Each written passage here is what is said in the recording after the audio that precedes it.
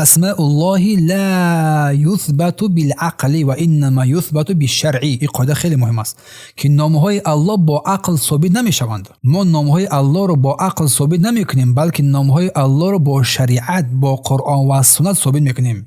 پس نامهای الله با قرآن و سنت ثابت میشوند. یعنی اثبات نامهای الله تنها با آن چیز وابسته است که شریعت آورده است. پس نمیتوان در آنها چیز زیادی کنیم. یکم نام را بیاریم بگیم این نام الله زیادی کنیم، نمیتونیم این کار انجام بدهیم و نمیتونیم از آن نامهای الله چیز رو کم کنیم، زیرا عقل بر این قادر نیست. پس الله سبحانه و تعالی به نامهای بزرگ سزاوار است که خود را نام نهاده است. پس از این رو شیخ می‌فرماید که برای ما و شما لازم است که در این مسئله به شریعت تکیه نماییم، بر کتاب الله و سنت پیامبر صلی الله علیه و سلم.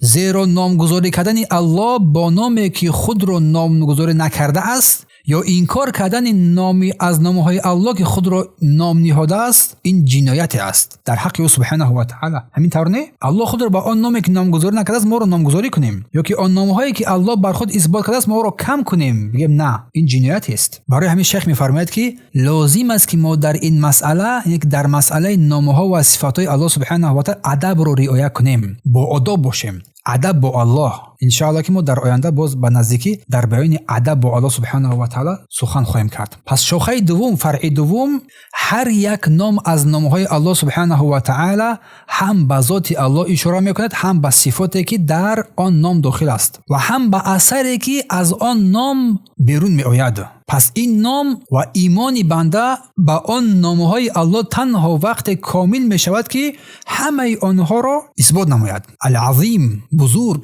باور داشته باشه که نام است که از نامهای الله سبحانه و تعالی که این عظیم الله بزرگ است، یکی از نامهای الله است، با ذات او، با بزرگی ذات او اشاره میکند، با بزرگی ذات او، عظمت او اشاره میکند. صفت است که در آن بزرگی و عظمت است. الرحمن نامی از نامهای الله است، به نهایت رحمدل. پس ایمان بر این نامهای الله وقت کامل می شود که باور داشته باشی که این نام از نامهای الله سبحانه و تعالی به ذات او اشاره میکند، بر صفات او اشاره میکند. صفت رحمت، رحمان صفتش رحمت است و چی اثری از این رحمت الله سبحانه و تعالی بر بالای بندگان می آید؟ یعنی که او سبحانه و تعالی هر کی را بخواد رحم میکند.